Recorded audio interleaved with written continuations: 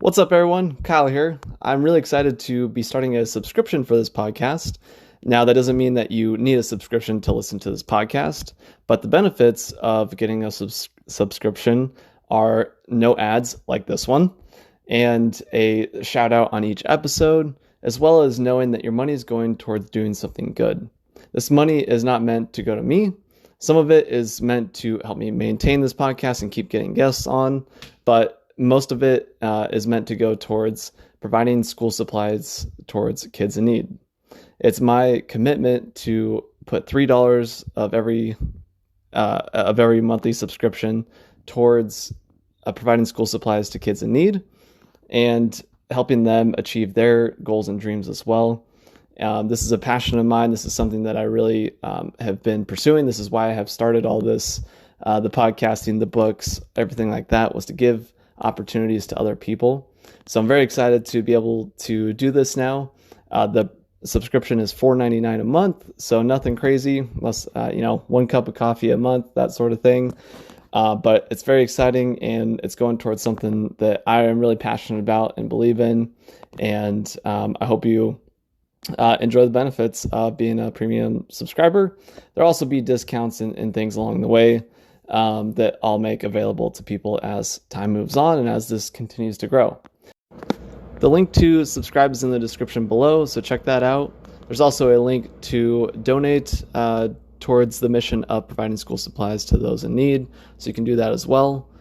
Thanks again, and enjoy the episode.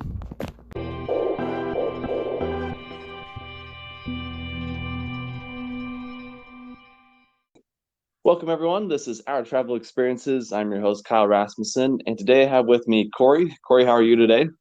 I'm doing very well. Yeah, good to hear it. And let the listeners know, where are you at right now? So I am currently in America, so about 4.5 hours east of Johannesburg, right on the Mozambican border. Okay, very cool. Yeah, I'm really excited to learn a little bit more about Imagine Scholar and your travels over the years. Yeah, we had the opportunity to meet a long ways from where you're at right now in Yakima, probably like 3 or 4 months ago. Yeah, somewhere around there. Yeah. When I first we actually were speaking at a Rotary event together, and I was like, oh no, I gotta follow this guy now. uh, no, what you're doing with Imagine Scholar is incredible, and so I thought I would just start by asking, what is Imagine Scholar? Yeah, that's a good question. I honestly I kind of get asked that question a lot, and I think of Imagine Scholar really as just really kind of built on two core beliefs. The first is that there are like truly amazingly talented people evenly distributed everywhere in the world. Um, and then what we do with those people is not, evenly distributed. And then the other piece really is that these extraordinary people, these people who are committed to change and want to do big things, those are the people that change the world. And so what Imagine Scholar is it's almost we think of a lot of it as like an incubator program for future leaders, people who want to make social impact, who want to start businesses. And so we work with students from the age of around 14 all the way till they're 30. So it's a 16-year program that starts out with a really intensive high school program. So our kids come to us about 26 hours a week on top of school. So it's a kind of after school program on steroids. So kids come 2 hours after school, and then 8 hours on Saturday and 8 hours on Sunday, and really just learn to try big audacious projects and learn a little bit about entrepreneurship and about critical thinking, about meta learning, and about how to look at the world and see it as malleable and something that can be changed. With I guess the long term vision though is to build this network of people from this local community here in Pumalanga who are kind of filling all the pillars of the community. They're the doctors and the teachers and the politicians and the business owners, and that network can make a really kind of truly sustainable, like a capital S sustainable change in this region. So we're about 13 years into the vision right now. Wow, that's amazing. I mean, it sounds like an incredible program, and I had the opportunity to meet one of the students from the program, and just seems like you're building a lot of great future leaders. Yeah, I think one of the things we're, I think one thing that maybe makes our program, a little bit different is I think it's a very holistic program. I think when we look at what success is for a young person, it's not just, can they get to university or can they have a job? I think we really look at them as like fully thriving. Some of the things I'm most proud of with our alumni is, it's just that they're really interesting people. It's like, the alumni you met is Lucky, and his name is Lucky. He's Yeah. um and he goes to Whitman in Walla Walla, not too far from Yakima.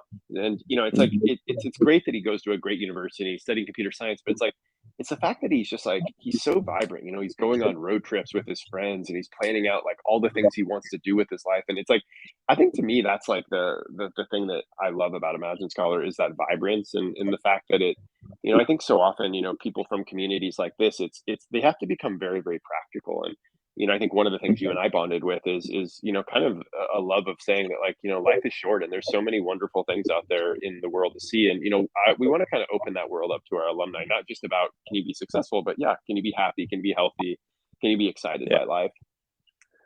Yeah, definitely.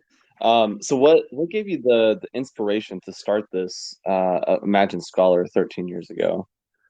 Um, I mean, I wish I had some like really, I had some brilliant business plan, or I was, I mean, it was really just I met a young man who was staying in an orphanage near where I was staying. I was here in South Africa for another project. It was actually during the World Cup, so the 2010 World Cup was in South Africa. Oh And wow. yeah, so I got an opportunity to go to that, which was wonderful. And but I met this young guy, and he was so motivated. And he was such a good kid.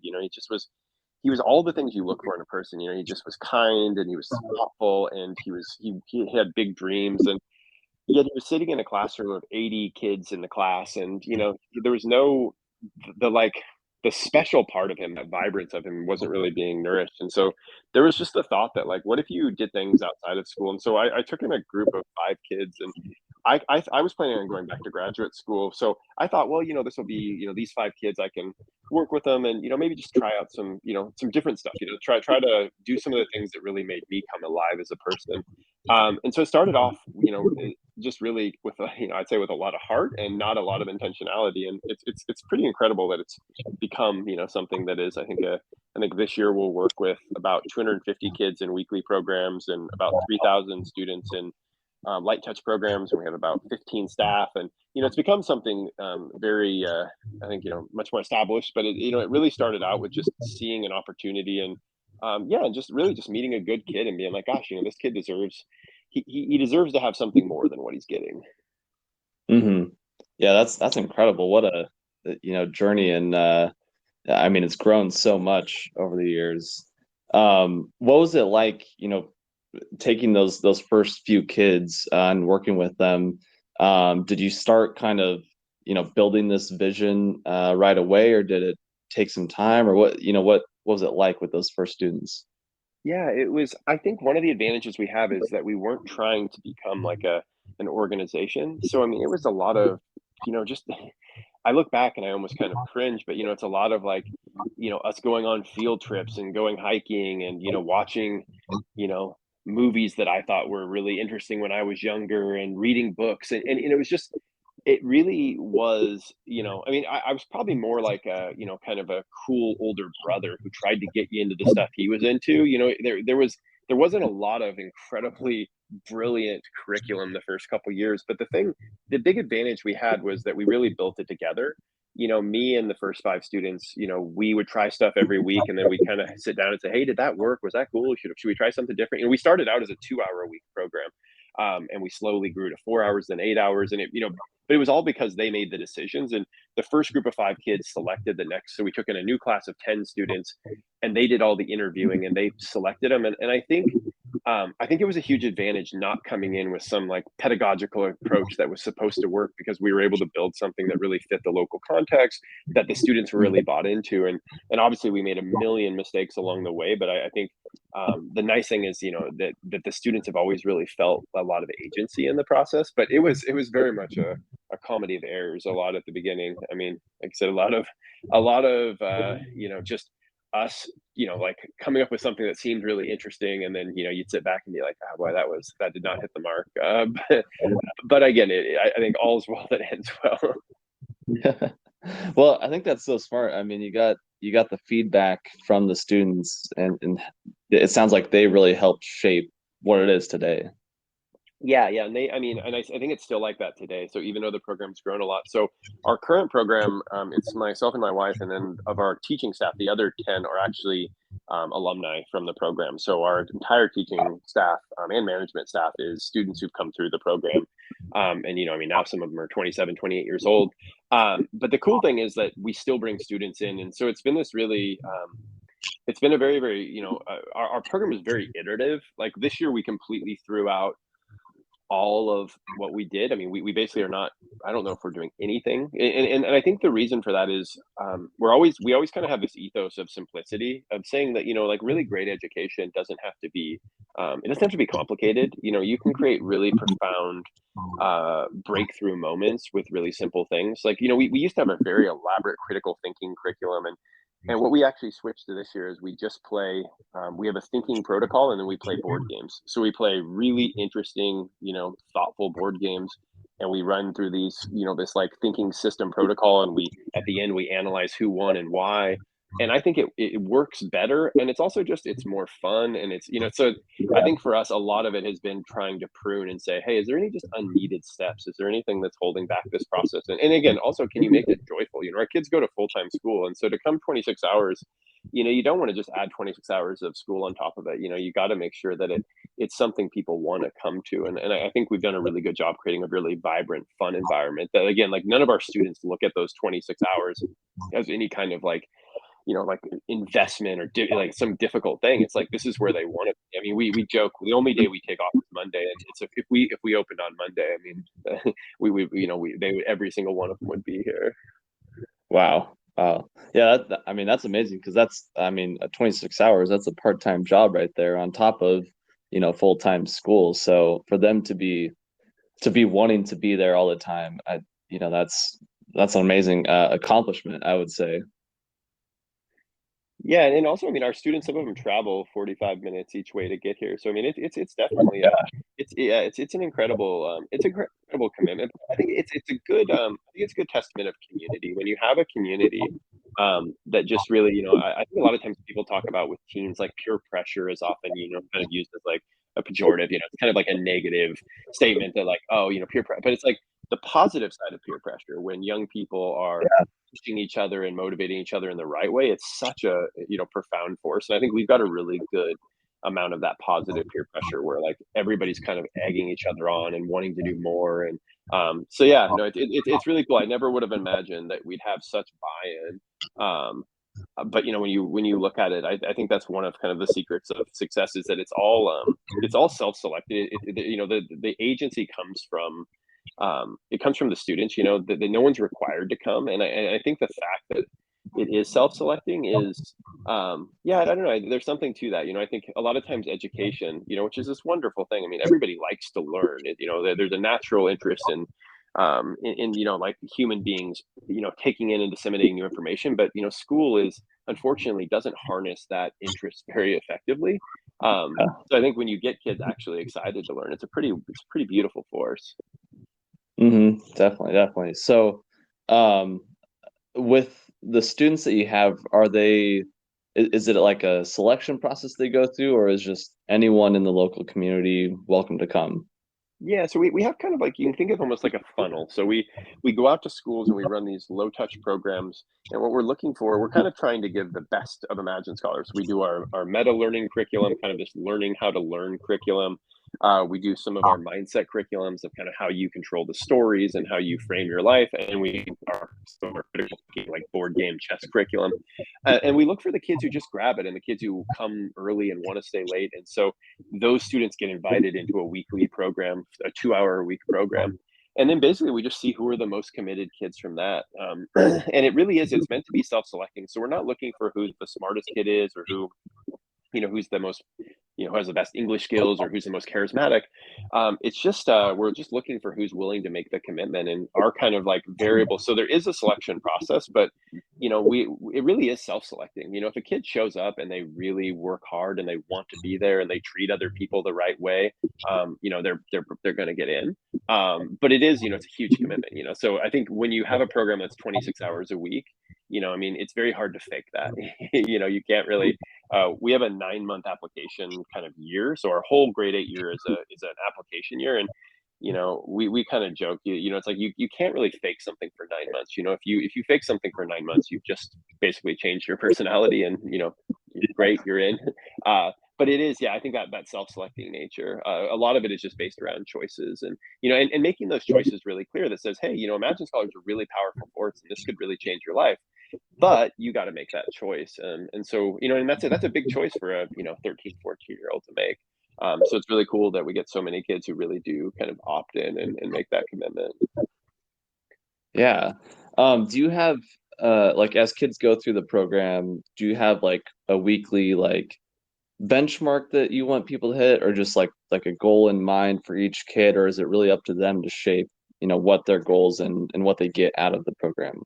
Yeah, we have a few kind of like, kind of touchstones that everyone does. I mean, everybody fills out what we call an ecosystem reflection. So it's where you look at your health and your fitness and, your mental health and your joy and your relationships. And so they do kind of a general assessment of where they are this week and what they could improve.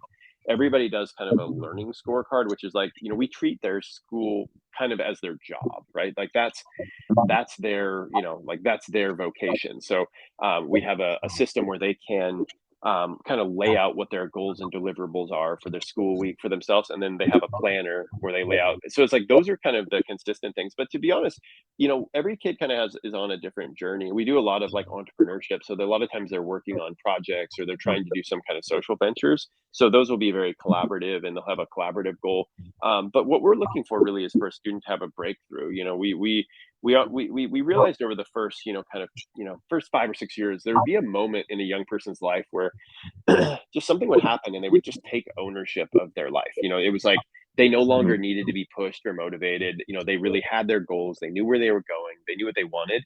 And so we really started kind of teaching towards that, and kind of saying, hey, instead of trying to give you a certain, like, imbue you with a certain set of skills, what we're trying to do is to basically get you to have this breakthrough, and then we're not really needed. Obviously you're welcome to stay in the program, and we're excited about to see where you go in the future. But yeah, a lot of it, the benchmark we kind of use is, can we get the kid to, and we just use that term a lot. We talk about, what do you need, what blind spots do you have, what are the things that are holding you back? And so yeah, but it is very individual, and sometimes a student will have it when they're 15 years old, and sometimes they'll be 22 years old, and they'll be seniors in university, and it all of a sudden it'll happen. So we're kind of agnostic to the timing, but I think that's always the aim, is how do we get you to have this kind of transformational breakthrough. Yeah, that's awesome. I don't know. Thinking back on like my high school years and everything, I'm like, man, this would have been like such a great thing for me. I would have loved something like this. I feel like, it's such a great opportunity for kids to just kind of just be creative and just trial and error, and find things that might work for them, and just really discover themselves. Yeah, I think that's a great way of, of like kind of having it be like a sandbox where you get to, you get a lot of feedback pushed outside your comfort zone. And I think back to myself when I was in high school, and I was so afraid of challenging myself, and I think I was always looking for just whatever wouldn't, how can I not be embarrassed, or how can I fit in? And I have the same feeling of like, gosh, I wish somebody would have grabbed me and said, hey, you can do something, you have some potential in you. And I think a lot of times, um, I'm amazed at the bravery of our students. We just had 6 of our recent graduates who just went off on a 7-week hiking trip, and they're out there, and it's like, they just, all of them instantaneously, they've never been hiking, most of them in their life, and they're out there for, multiple, I think the first 4, and it's just like the fact that all of them are like, I'm in, let's do it. I love that spirit of like adventure. It's anytime you make any kind of offer, be it like attending some conference around the world, or like public speaking engagement with like, the principals of the school. It's amazing how many of our kids are like so bold and ready to stand up. And I just think back when I was in high school, and it's just like, I just did not have that trait. It took years and Yeah. years of me trying to like push myself outside my comfort zone and traveling and all these things to just get me to have like, kind of where these kids are at 15, 16. Yeah, I know. I was the same way. I was like, let's, pick the path of least resistance, not push myself too hard or embarrass myself potentially, and just, kind of get by. But it's I know when the last time you were here in town, and you were given updates on the program, you mentioned some of the like amazing things that some of the kids have gone on to do. So can you mention some things that kids have gone on to do, and like some of the amazing like scholarships and opportunities they've had? Yeah, we've been really, you almost kind of pinch yourself of, our one little, this little blip on kind of in, out in this very obscure part of South Africa. It's amazing the amount of things that, young people from our program. I mean, we currently, just this year, we got two kids who got a scholarship to finish high school, one in Norway and one in Singapore. We've had students study in Hong Kong, in the Netherlands, in Armenia, in Lebanon. We have a bunch of students in the States, and we have students studying everything from, being, we have dentists and doctors. We have lots of people studying computer science and AI. And I think it's really cool because, when we first started the program, nobody in this from our area had ever done anything like this. And now when a young person starts this program, I mean, our guest speakers are all alumni, they're alumni from this program. And so you have somebody who sits up and says, hey, I went to medical school in Cuba, and here's a picture of me swimming with dolphins, and hey, I'm studying AI at Boston, and here's like what I'm doing. And it's such a cool, again, and I think the thing that I really look at Imagine Scholar is, we've had students do so many interesting things, but these kind of kids are in every community. And what I hope is kind of one of the lasting legacies of Imagine Scholar is to say, hey, one, we're really proud of our program, we're really proud of our kids, but like imagine the community next to us. There's a community right over the mountains from us where none of these things have ever happened. But it doesn't mean those kids are not in that community. And so I hope that people will look back and say, wow, like how much wasted human potential is there?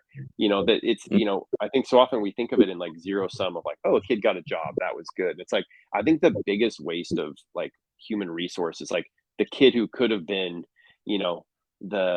like the scientist or like the inventor, and then ended up, getting a job. It's like there's a huge amount between just employed and reaching your full potential. But yeah, no, we have students who are studying astrophysics, and I mean it's really awesome. I mean, in some ways, being an educator, you get to I ran an astronomy. I'm a low level astronomy nerd, and one of my students who was in my astronomy club is now studying astrophysics down at the University of Cape Town, which is like the premier university in the continent of Africa. And it's like, she came from a family of, I mean, just like where no one ever would have thought a young woman from this family would have had a chance. She had, I think 12, 13 siblings. And, to see her like, yeah, I mean, like, she ended up finishing high school in the Netherlands and then got this scholarship to study astrophysics. And it's like, you hear stories like that and you just think, wow, it's like, it's really mind blowing. And the cool thing though is like it's so normal here now that you almost are jaded, like something amazing will happen and it's almost like, you almost become like desensitized to it, which is, I guess maybe good. I guess that's but yeah, I mean, the first few times it happened, you thought, oh my gosh, I can't believe it. And now 13 years in, it takes a lot to really kind of, I think, surprise us at this point. Yeah, well, it sounds like you really built a culture of success and achievement in that community. Yeah, and I think the cool thing now is when kids start the program, it used to be me, I'd go out to the schools and do the first round of introductions, and now they meet, someone from their community. And I just think there's something so beautiful about that moment, when you see someone who grew up in the same village, and we're in a very rural, I mean, our area has, no running water and no sewage systems. And, I mean, it's a proper rural setting. But yet again, the potential and, like the human resource, we may not have a lot of like infrastructure resources, but the human resources are just mind blowing. Yeah. Have you how have you seen the community change? Like, what was it like before you started Imagine Scholar when you were first there, and how have you seen it change over the years? Yeah, that's an interesting one because, our whole program's about like this societal change. And, in kind of a weird way, it hasn't changed a lot, but it's starting to. And, it's like I feel like we're just kind of starting to see this first kind of Imagine Scholar wave start to crest. So we have our first students who are starting alumni, like a social venture. So we have one of our alumni who started an early childhood development program that's based on Imagine Scholar and Montessori teaching, and it's a really innovative way of looking at early childhood. And so she's working with 40 kids, and she's now starting to even work with some of the other early childhood centers and starting to kind of upskill and give some training and resources. And we just have our another alumni who's starting a low cost public health clinic. That's so I think we're just starting to see the seeds planted. We have a few teachers and who are starting to go into the schools. So I think the community change is with our students, it's like it's very clear if our students are not the one who changes this area, it's just not going to happen. Our area is being a very deep rural area, and South Africa has a lot of systemic challenges just as a whole. But our area has probably around 85% unemployment.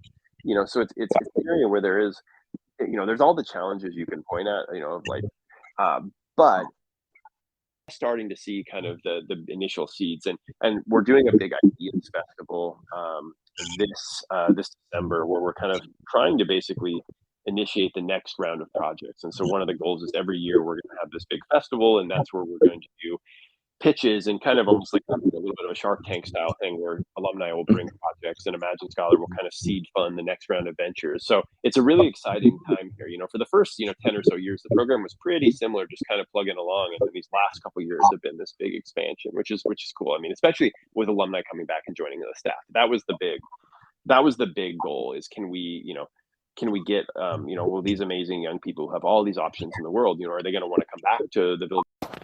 What's up, everyone? Kyle here. I am super excited to share that my audiobook version of Travel Tips is up now. You can find it on Audible, Libro.fm, and anywhere else that you get your podcasts.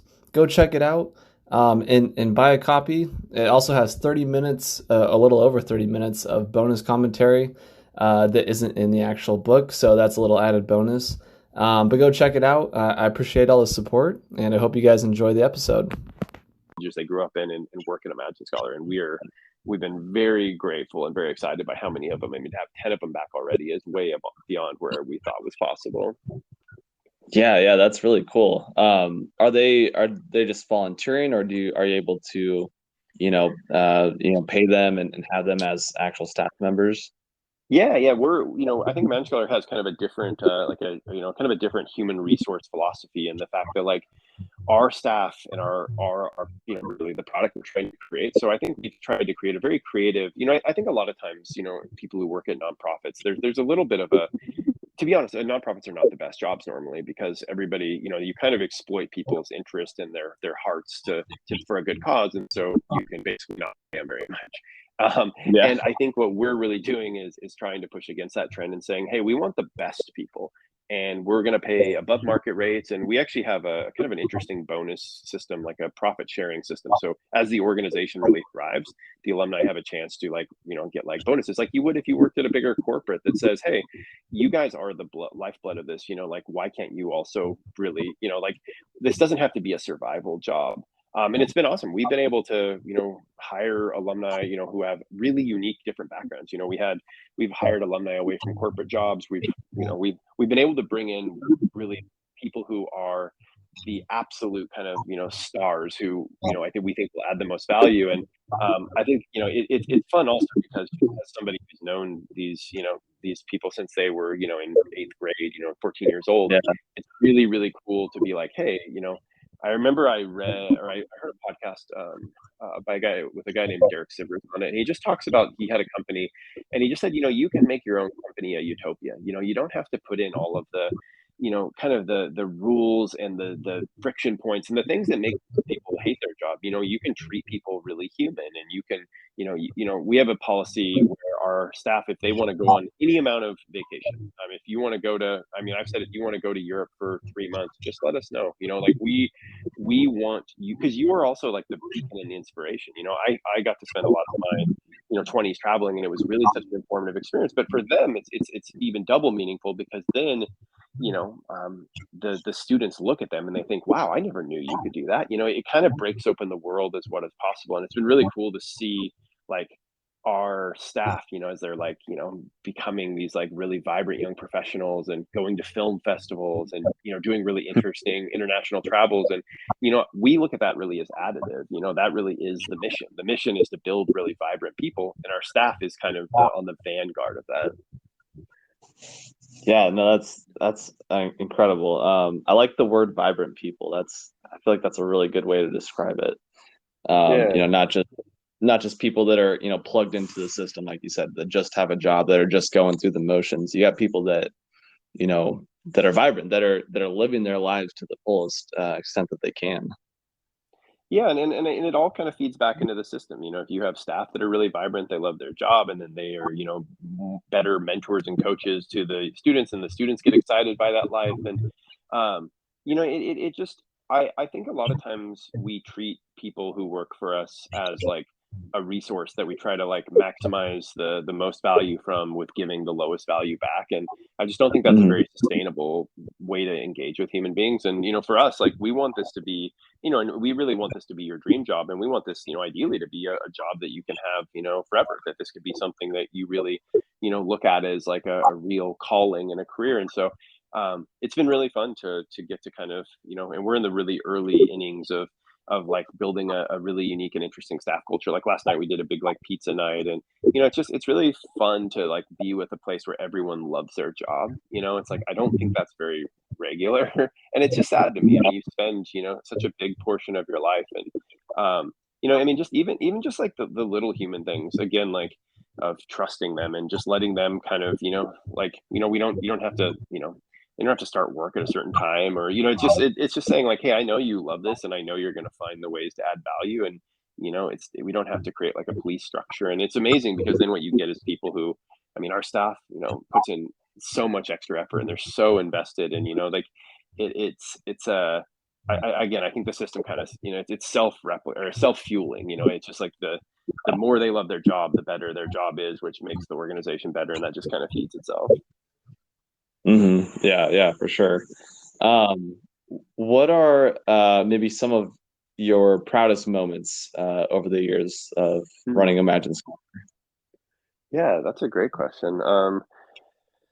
I think a lot of like where I have been most proud is kind of in like weird, silly things, and not, like, it's not usually in like the huge accomplishments. I think I love when people just are, back to that word, like vibrant, when people are, when someone has an experience that just like, like one of our staff, Tanjue, went to like a film festival this year, in Johannesburg. And it's like, just like when she came back, she was so alive, and she was like, couldn't stop talking about just how cool it was and how she was just there. And I just like that, to me, is like, and then she ended up running a film festival here at Imagine Scholar, and we treated it like a real film festival. And, we had really top level films that they show, at the real, film festivals around the world. And, we had a jazz cafe, and it's like, to kind of bring that experience back and that energy. I think stuff like that makes me really proud. I think the other kind of obvious thing that is just like when the underdog kids, when the kids who, had the really tough situations, or, who didn't start off as like the obvious, people, end up like having these like wonderful lives. I just, there's a couple kids throughout the years that, like, just defied all odds and built like a really wonderful life. And then to see them, like, some of them are now parents, and and they're married, and to see them be good, like, wives and husbands and good parents and stuff. I think that's like, I think those, some of those moments, of like, it's not, it's, again, it's not the big stuff. I always think that, like, a lot of the impact, we always talk about this big grand impact story, but I always think a lot of the impact is just like, yeah, how do you treat your kids and how do you treat your neighbors? And, are you just like a really good person? We had this really, one year, three of our kids got into a Yale summer program, and it was really Oh, incredible honor there. I think they were the only kids from South Africa that were selected, out of a country of 60 million people, and they got these full scholarships, and they went, they spent 3 weeks on Yale's campus, and it was really cool. But at the end, one of the we got feedback from the program, and they said, hey, your kids were, they were incredibly kind. They came up and said thank you to the professors, and like, our kids are the ones who like go talk to the kid that nobody's talking to. And I think that's also probably an area, like getting that kind of feedback, that our students are really good people. I think yeah. that's also a big point of pride for us. Yeah, I think that's so cool. Those are the, I think I wish everyone was like that. Unfortunately not, but that's amazing that you're creating such great people that, will spread, joy and positivity around the world. Yeah, I think we realized a long time ago that the world doesn't really need more successful people. Like, we actually have plenty of successful people. I think where the deficit is like people who are genuinely good people and successful. Like, that seems to be where the real, like, the benefit is to be had, is like, can you create people who are empathetic, and people who are kind, and and the Management Scholars culture, the one non-negotiable is you have to be kind. I mean, like, that's our, like, we can work on anything else, but like, if you put other people down, or you belittle anyone, or I think, like, kindness is kind of the alpha virtue here. Hmm. Yeah, no, I like that. I think in the world it's usually like, you can be successful or you can be kind, and to put those together, I think that's going to create, a better environment for everyone. So again, I just like, kudos to you on all the amazing things that you're doing here. It's really really inspiring to me. I'm curious though, have you faced any challenges along the way, or had any moments where, it's really been a struggle to make it through? Oh yeah, all the time. I mean, I think if I was really naive when I started it. Like, I was a very my 20s were mostly filled with, like, just a bizarre level of confidence that was completely unfounded and not grounded in reality. Um, and I think the first several years were just like me just boldly going forward and, like, having no business. And I didn't have any network. Like, I didn't grow up with, like, well connected or anything. And so it just, we'd have almost no money, and so there was a lot of years like that. But I would say, I mean, even today I had an incredibly difficult day of just like, nonprofits are a weird business of, like, fundraising is a really challenging thing, because it's not a meritocracy. There's no, like, Shark Tank, or there's no, like, you can create something really really beautiful and really worthy, and to be honest, you're not entitled to anyone supporting it. It's a and this year in particular, of my entire career, I'd say this has been the most difficult, and it just feels like you can do everything right, and things just don't happen. And sometimes, the other side of that coin is you get really lucky. Random things will happen, and you'll end up finding big supporters. And I mean, we it's I think that is the frustrating nature of this business, though. If I sell widgets and I go out and sell 15 widgets, it's a known thing. And fundraising just isn't like that. It's there's a lot of there's a lot of it that is out of your control, and sometimes it falls your way. And this year has just been it just seems like a really frustrating year of, like, whenever the little plinko ball falls, it seems to kind of fall the opposite way. But again, we're very fortunate. I mean, getting through the COVID years and all those, that we built a really good base of support. But yeah, there's no finish line. You never, like, get somewhere you're like, nice, we made it. The nature of nonprofits, you can't, like, really, in a normal business, you can kind of, like, nonprofits, if you get money, you kind of need to spend it. It's kind of the nature of the beast. So it's interesting as we're in growth mode of just, how do you sustainably grow when there's a lot of interesting questions. But yeah, I would say the challenges on the programming side, though, not, as weird as it sounds, I mean, it's because we're so iterative that our big failures are pretty navigatable. So I mean, I think we've made lots of mistakes, but it always felt like part of the process. Um, But yeah, that's a rambling answer to a simple question. No, well, I'm sure there's challenges every day, and I'm curious, what's, I guess, what's it been like, coming from America into this rural part of South Africa? Was there any challenges, getting buy-in from the local community as an outsider? Yeah, it's like I'm still, I mean, I'm still, 13 years later. I think it's in some ways it's interesting. It's like I find that I love living here because I'm an outsider and I'm always going to be an outsider, and it allows you to kind of float. It's like I love being here, but I don't necessarily feel like I absorb the challenges, of the culture. Where sometimes when I'm back in the States, I feel the visceral difficulties and the things that are going on. But to get buy-in, it was just a slow process. I think you know, a lot of times in the world, you don't really it's interesting to find people who are really of action, people who do the things they say they're going to do. And I think that the challenge is just kind of wading through and seeing like who's going to really be your advocates. And I think it took a few years to really find the principals and the teachers and the people who are really going to be vested. Even we got really lucky to have some parents that were really really supportive early on. Uh, but it's been a slow process. I think sometimes you think you're going to come in and you have this program and it's going to do good things. And, it isn't instantaneous that everybody's going to say, wow, like that's so cool. It can definitely be a slow process. And um, but no, and I mean, I think that having the alumni now back as staff has been just such a boost, because they're so much more integrated into the community. And I think this year has been a really special year for like just burgeoning partnerships and getting more teachers involved. So I think uh, I think that that that piece of like having them be the spokesperson, like the spokespeople, has been a huge benefit. Yeah, yeah, definitely. I'm curious, how did you might have gave me the answer already, but how did you decide on that one specific community? How do you even, get to that part of South Africa? Yeah, that's a weird question. Like I always joke, like if I was to do it again, I probably would have found a place on the beach or something.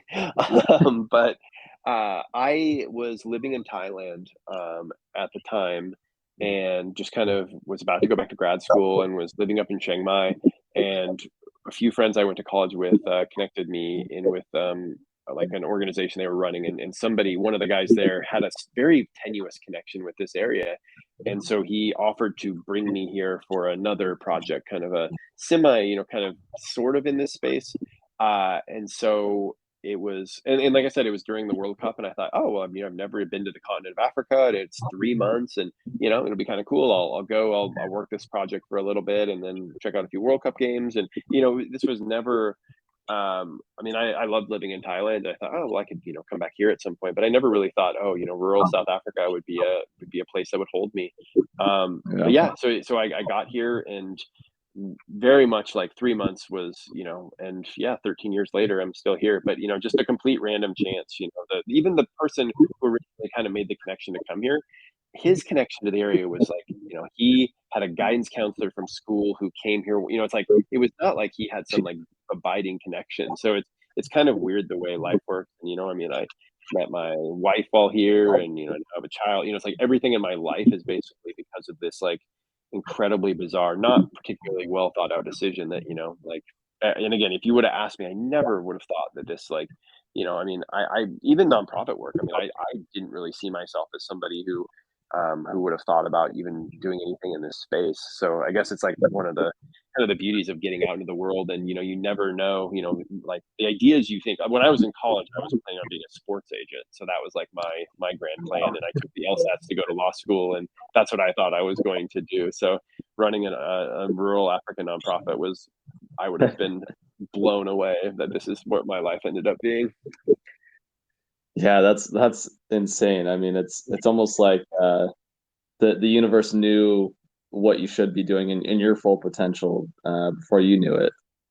Yeah, no, I was very close to going to law school, and I was in Brazil, and I just had this really kind of like weird moment. I was sitting in Florianopolis, Brazil, and it was right about to fly back, and I was sitting on this rock, and it was this weird moment of like, just for the first time ever being like, why am I going to law school? It was such a, sounds like such a stupid thing to realize, but it's like, I think I just didn't know what to do. And I just cared so much about status, and I just wanted to feel like I was important, or I was smart, or I was something valuable. And so law school kind of felt like a step to that process. And it's interesting as you kind of start, you kind of make one decision, and then it's just could not have been a more different life. And again, a life I'm very happy with and incredibly proud of. But I always tell our students, it's just, you kind of just have to put yourself out there. And because Yeah.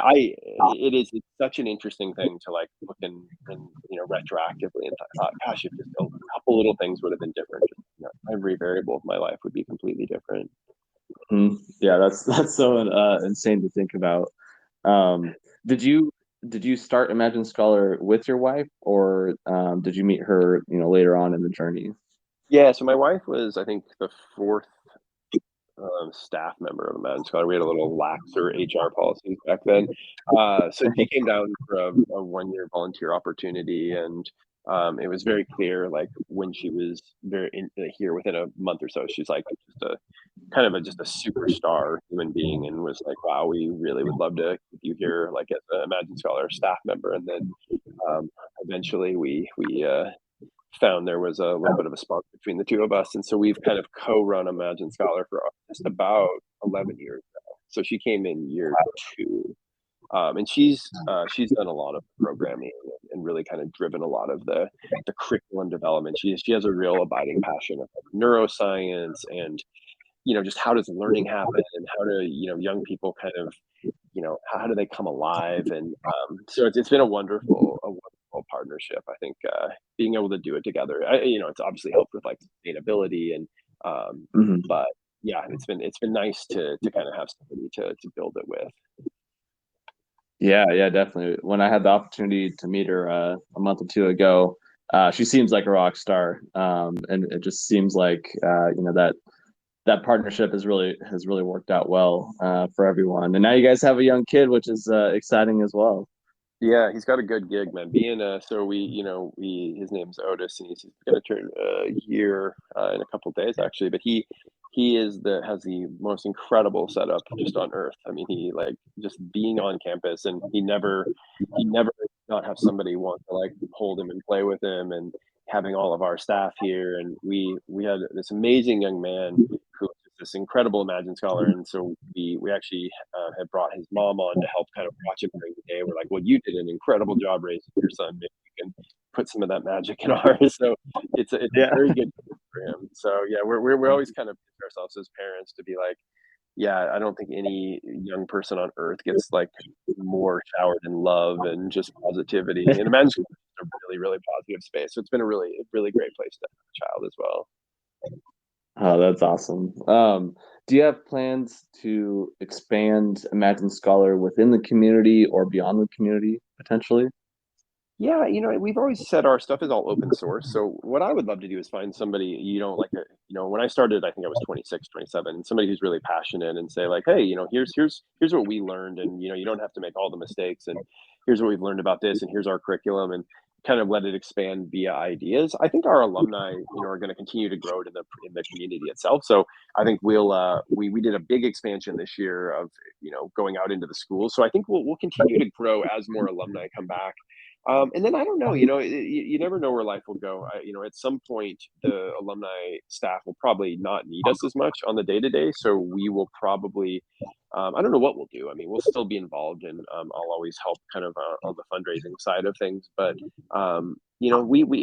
I could see us at some point trying to do something somewhere else. But who knows? We always say, like, if we ever like ran away with the circus, what would we do? But I mean, even whenever I'm back in Yakima, everyone asks, would you consider doing something like this back here? And I don't know.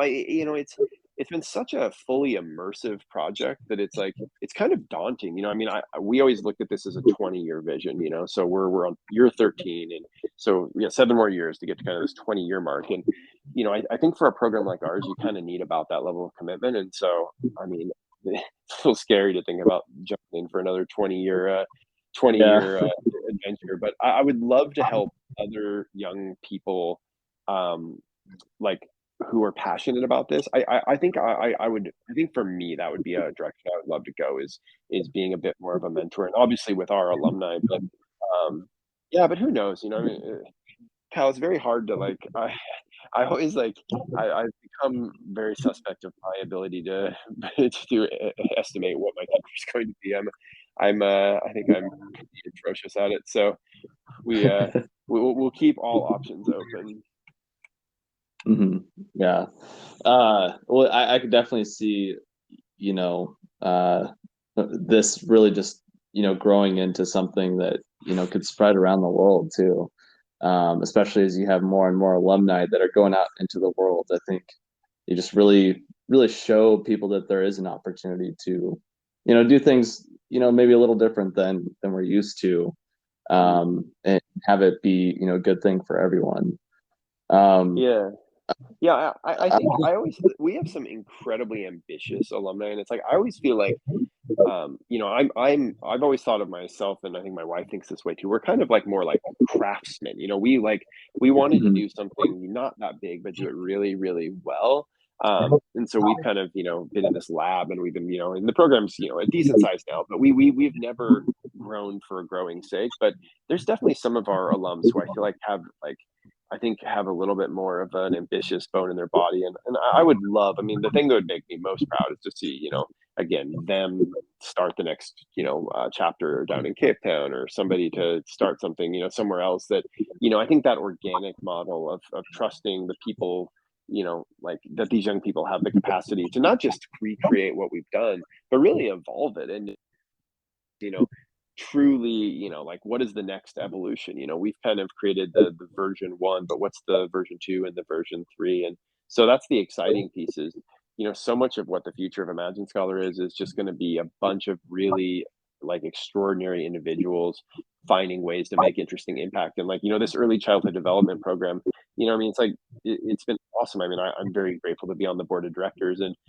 to watch, her name's Dodwa, to her like to innovate and look at this different space. And I think when you think of eventually, hundreds and soon thousands of young people who have all been part of this program, who have access to the same kind of, network. And I think, the potential is pretty endless. And I think, Mhm. what I'm hoping in the next 5, 6 years is that what I get to do is just kind of help support them do a bunch of cool stuff in all sorts of different sectors. Yeah, that sounds amazing. Um, yeah, Corey, I'm curious, how can people help you in your mission in Imagine Scholar, and how can they help the program? Yeah, I mean that's I think, to be honest, where we are right now, I think one of the things I've realized is, we've done a really thoughtful job, like building a program. But I think the next step for me, and maybe the evolution for me as executive director of Imagine Scholar, is just getting out in front of more people, and having more conversations.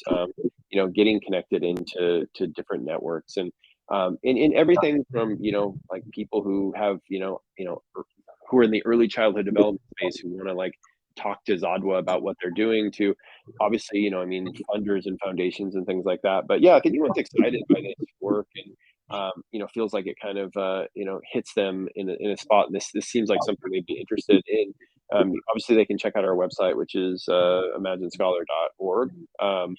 And yeah, I mean, my email is on there, and if people would want to have a conversation, I'm usually back in the States for 2 or 3 months of the year. So I'm based out of Seattle, or I'll be in Yakima, kind of back and forth between the two. But Mhm. yeah, I would love to grab a coffee and talk about, Imagine Scholar is a really unique organization. It's not a big organization, and I think, individuals can have a pretty substantial impact. It's a very personal organization. So yeah, I always say, it's like, we're looking for people who really this like speaks to them. So yeah, if anyone's interested, definitely reach out. Yeah, for sure. I definitely recommend that people, go check out the website. I'm looking at it right now. It's very well done, and just really follow what you're doing, and help the best that they can. I know I would love to do, partner with you guys in some way. I know talking with Lucky last month, that we had some ideas just in that short conversation of like how we could work together and build, build something in the community. And so that was really exciting. And to just, I don't know, listening to you speak and getting to learn more about what you've done in your life, just is very inspiring for me, to go out and, reach my full potential and help others, do the same. So, I thank you for all that you've done. I mean, it's amazing. And, it's creating, I think, a better world for everyone. Yeah, well, thank you so much, Kyle. I really appreciate that. And like I said, I really getting to kind of meet you and see, the path you're on and what you're doing and why you're doing it and what you're hoping to get out of it. Yeah, I mean, as I told you this, I mean, it just reminds me a lot of, I think you're probably a little bit more focused and a little bit more intentional.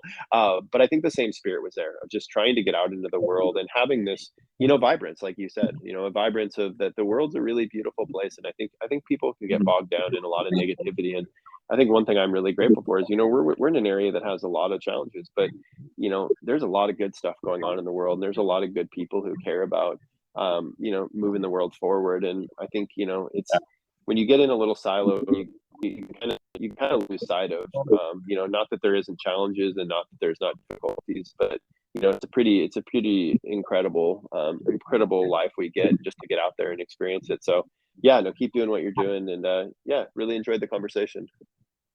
Yeah, definitely. Well, yeah, thanks again, and thank you for taking the time, to do this. I know it's tough with our very different time zones and across a couple continents and everything. So I appreciate, you and all the work that you do, and, really looking, forward to someday getting down there and checking out, Imagine Scholar for myself. But hopefully we get to see you somewhere around the world soon.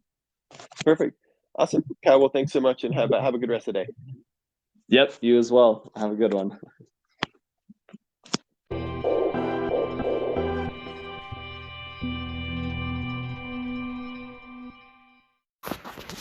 Hey everybody, Kyle here. If you enjoyed today's show and want more, you can always check out every episode on Spotify, Anchor, YouTube, and now Amazon Music as well. Just search for Our Travel Experiences on any of those platforms and it will pop up.